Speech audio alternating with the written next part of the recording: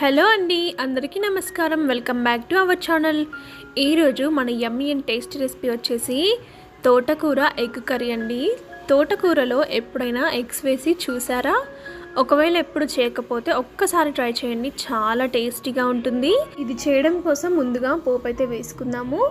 కళాయిలో సరిపడినంత ఆయిల్ వేసుకొని అందులోకి జీలకర్ర, ఇలా కట్ చేసుకున్న పచ్చిమిర్చి, అలాగే ఉల్లిపాయలు వేసుకోండి. మనకి ఫ్రైలోకి ఆయిల్ ఎక్కువగా ఉంటేనే బాగుంటుందండి టేస్ట్. సో ఆయిల్ కాస్తంత ఎక్కువగానే వేసుకొని చేసుకోండి. ఇప్పుడు ఈ ఆనియన్స్ అనేవి బాగా ఫ్రై అవ్వాలి. చూడండి, నేనైతే ఒక 3 కట్టల వరకు తోటకూరని మంచిగా తెంచి వాష్ చేసి పెట్టుకున్నాను. చూడండి, మన తాలింపులోకి ఇప్పుడు పసుపు వేసుకోవాలి. సరిపడినంత పసుపు వేసి అలాగే అల్లం వెల్లుల్లి పేస్ట్ కూడా వేసుకోండి. చాలా బాగుంటుందండి ఫ్లేవర్ మాత్రం. ఈ అల్లం వెల్లుల్లి పేస్ట్, పసుపు అనేది పచ్చిదనం పోయేంత వరకు వేయించుకుంటే సరిపోతుంది.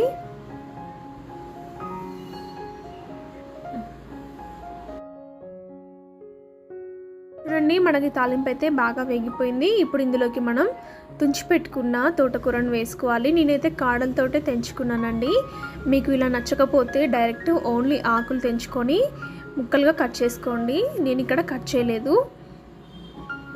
ఈ తోటకూర అంతటిని తాలింపులో బాగా మగ్గనివ్వాలి. చూడండి, మనకైతే మగ్గిపోయింది. మధ్య మధ్యలో కలుపుకుంటూ మగ్గించుకోండి. ఈవెన్గా మంచిగా వేగుతుందన్నమాట.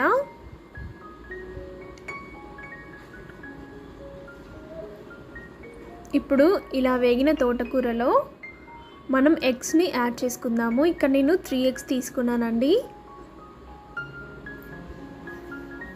3 ఎగ్స్ని ఇలా పగలగొట్టి వేసుకోవాలి.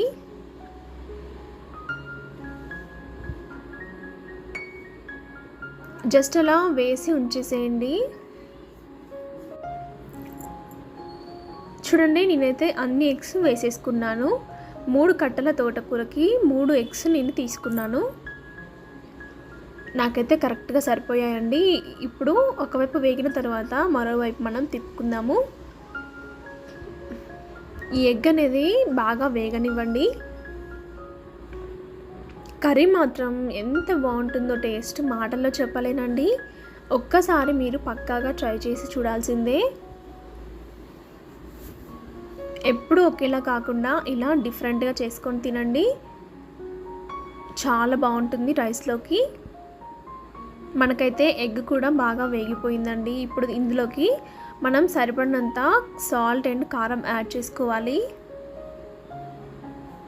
చూడండి, ఒకసారి బాగా కలుపుకొని ఇందులోకి ఇప్పుడు మనం సాల్ట్ని యాడ్ చేసుకుందాము. రుచికి సరిపడినంత సాల్ట్ వేసుకోవాలి. అలాగే కారం కూడా మీరు ఎంత కారం తినగలరో చూసుకొని వేసుకోండి.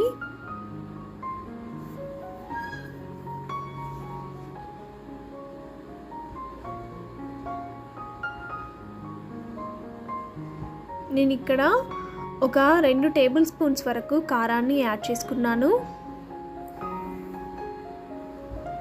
ఈ కారం కూడా వేసిన తర్వాత ఈ కారం అనేది కర్రీకి పట్టేలాగా బాగా కలుపుకోవాలి. చూడండి, మనకైతే తోటకూర ఎగ్ కర్రీ రెడీ అయిపోయింది. కారం వేసాక కాసేపు మగ్గించుకుంటే సరిపోతుంది. చూస్తుంటేనే నోరూరిపోతుంది కదా, అంతే టేస్టీగా ఉంటుందండి. చాలా అంటే చాలా బాగుంటుంది. మాటల్లో అయితే నేను చెప్పలేను అనమాట. ఒక్కసారి ట్రై చేసి మీకు ఎలా వచ్చిందో నాకు కామెంట్ చేయండి. అలాగే టేస్ట్ వైజ్ ఎలా ఉందో ఖచ్చితంగా చెప్పండి. నచ్చితే లైక్ చేయండి, షేర్ చేయండి. ఇలాంటి మరిన్ని రెసిపీస్ కోసం మన ఛానల్ని ఒక్కసారి సబ్స్క్రైబ్ చేసుకోండి. మరో రెసిపీతో మళ్ళీ కలుద్దాం. Bye bye.